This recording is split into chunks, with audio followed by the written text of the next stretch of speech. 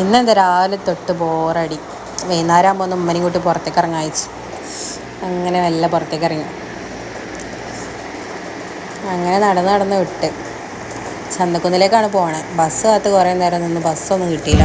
Last ഒരു auto കിട്ടി. Auto കയറി അങ്ങനെ പോയി. ഇവിടുന്ന് വല്ല തിരക്കില്ല. നിലമ്പൂർ എത്തിയപ്പോൾ നല്ല തിരക്കാണ്.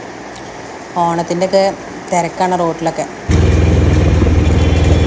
ജാം ജൂബിലേക്കാണ് പോകുന്നത്. കുറച്ച് സാധനങ്ങളൊക്കെ വാങ്ങാണ്ട്, ഒരു ടോപ്പ് നോക്കണം.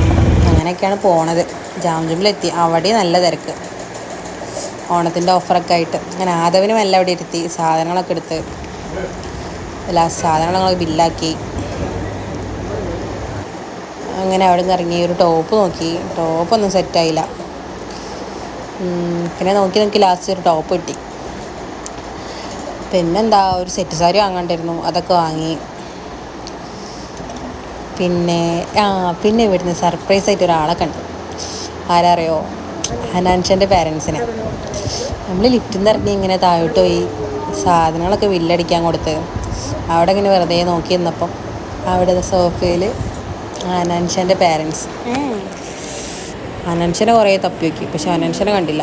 ഹനാൻഷൻ്റെ പേരൻസ് ഇതായിരിക്കുന്ന പോലെ നമ്മളെ കണ്ട് ചിരിച്ച്. പക്ഷേ ഓൽക്കറിയില്ലല്ലോ നമുക്കെല്ലാം അറിയുള്ളൂ. പിന്നെന്താ, ഒരു സെൽഫി സ്റ്റിക്കൊക്കെ നോക്കി. ഒരു സെൽഫി സ്റ്റിക്കൊക്കെ വാങ്ങി. പിന്നെന്താ, ഒരു ഓട്ടോ വേഗം വിളിച്ച്. നല്ല ലേറ്റ് ആയിട്ട് എല്ലാവരും ഓട്ടോ വിളിച്ച് വീട്ടിലേക്ക് വിട്ട്. ഗൈസ്, ഹനാൻഷൻ്റെ പേരൻസിനെ ഞങ്ങളെ കണ്ടു. അങ്ങനെ പോയി. പിന്നെന്താ, നല്ല ലേറ്റ് ആയിട്ടുണ്ടായിരുന്നു. കുറച്ച് സ്നാക്സൊക്കെ വാങ്ങിയാൽ പോയി. വിശക്കുന്നുണ്ട്. വേഗം വീട്ടിലേക്ക് വിട്ട്.